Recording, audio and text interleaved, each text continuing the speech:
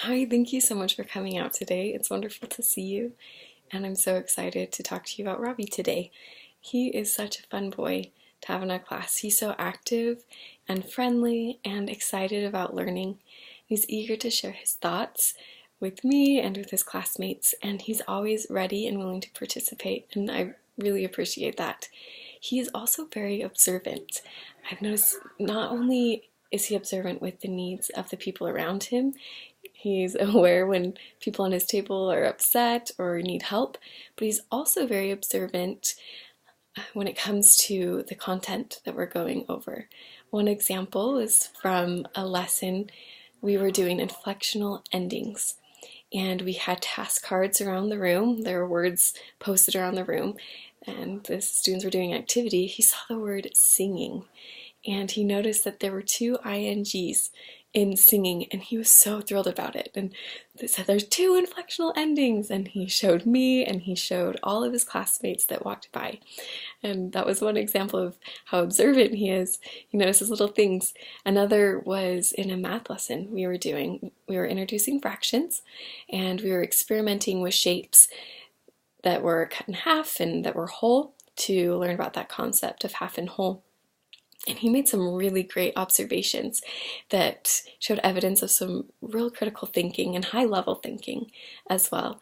And that was really wonderful, not only for him to be able to notice that himself, but the fact that he shared that with his table and they were exploring that together. It led to some really great learning moments for them.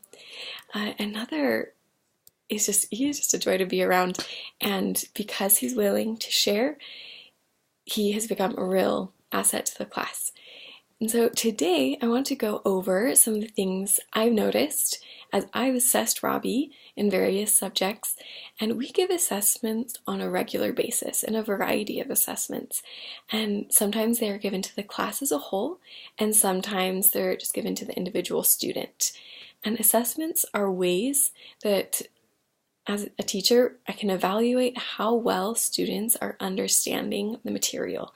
And they are a good way for me to see what the students are excelling in, what their strengths are, and what they could use some extra help in. And so it's a good way for me as a teacher to know where the students are. It's a good time for me to communicate with them and also know if I'm teaching in a way that they can understand. So not only can I notice things in them, but I can also notice things in myself, and I can know how to tweak the instruction in order to help them understand. And that's one way that I try to set students like Robbie up for success, is by taking a deeper look into what they need and what they're understanding in order to teach according to their specific needs. And so as one assessment that I did was a running record, and from that I discovered Robbie is a great reader. He is above grade level and doing well, and we want to make sure he continues to improve. So I'm going to rewind. A running record is when I gave Robbie a passage that he's familiar with. I actually gave him a book that he was reading in his guided reading group, and I listened to him read orally. I marked all of the words that he read correctly and any mistakes that he made while reading, also any self-corrections if he caught himself after a mistake. And one of the things I noticed during this running record was that sometimes he misses words or makes assumption about words and that are incorrect and doesn't go back. And this may be a result of rushing. So one thing we're working on is self-monitoring strategies that will help him self-correct and read with accuracy, which is an important part of fluency. I actually noticed the same thing in another assessment, the core phonics survey, that he was reading letters and he knew all of his letter sounds, both uppercase and lowercase. He could identify those. He would just combine. If there was a C and an H next to each other, he'd say ch, when it's really the C and the H separately. So I know he knows those sounds. It's just about rushing.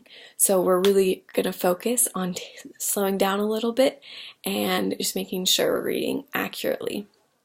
And to get ideas of how to help him develop the strategies, I did some research, and I found research from Gail Tompkins. She is a professor and researcher in early literacy development, and she helps give strategies of how to become a fluent reader. And what it means to be a fluent reader is to read with speed, accuracy, and proper expression. So some of the suggestions that she provides are to help the students self-monitor, to correct themselves if they make a mistake and to go back. Another is checking for predictions, so to make predictions as you're reading, and to, as you're reading, monitor yourself and see if those predictions are happening. Another is decoding unfamiliar words. Instead of just saying a random word that has the same letter, to just stop and look at the sounds that are familiar and decode it from there.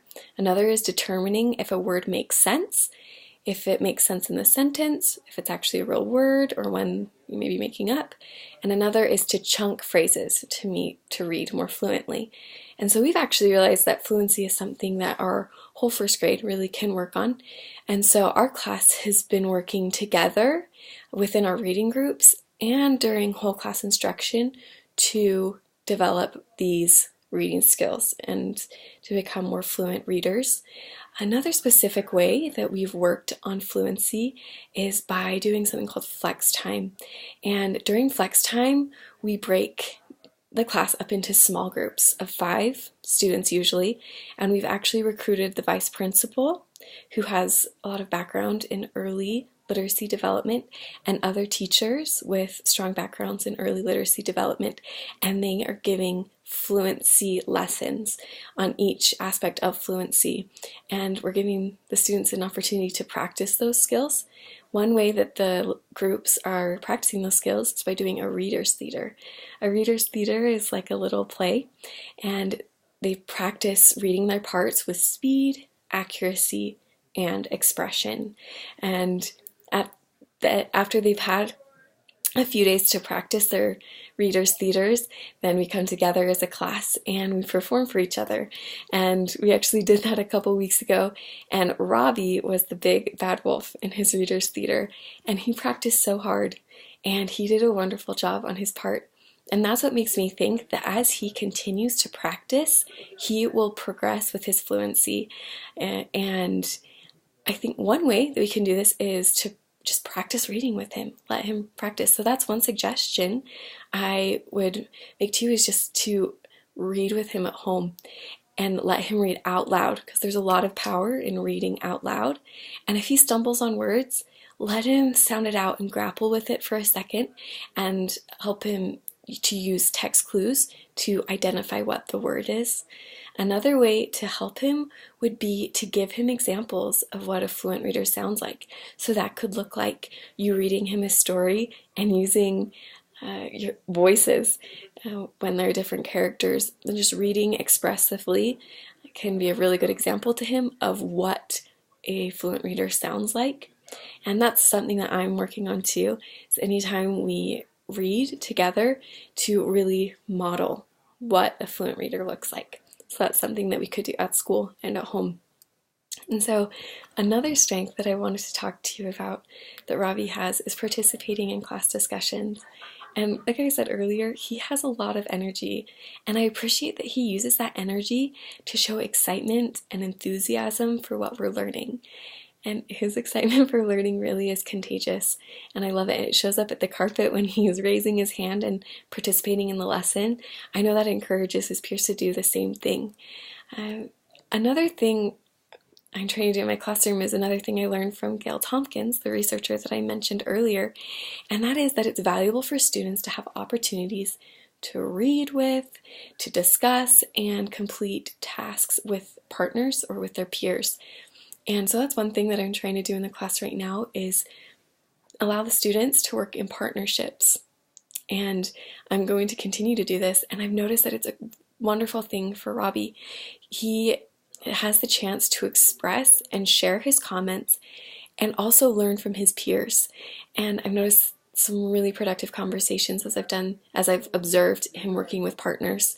And so another suggestion I would have to do at home is to, in some sense, do the partner discussions. Ask him about what he's learning about and let him share with you what is making him excited at school and what he's excited about learning. And I think that by doing this not only at school but at home also, we can help him maintain this excitement for learning, which will be so helpful to him as he continues as a student, because he will know that what he is learning is valuable not only at school but also in his home. So just to wrap up a little bit, what we've talked about, I just want to say Robbie's doing great, and I'm going to do my best to continue to help him develop as a reader and to become a more fluent reader by helping him practice self-monitoring skills. And once again, I would suggest to do the same at home, to let him practice reading expressively, self-correcting if he makes a mistake. It is not a bad thing to make mistakes. It's just good for us to make sure that it sounds right, looks right, and makes sense when we're reading. That's a very valuable skill to have. So if he does make a mistake, you can remind him, let's look at it again, because that'll help him to get into that mode that it's okay to make mistakes, but we want to go back and fix it. So with that said, I just want to thank you so much for coming in. Just know that I'm here. If you ever have any questions or suggestions of things that I can do to help Robbie more, I am open to them and would love to hear them. So thank you so much again.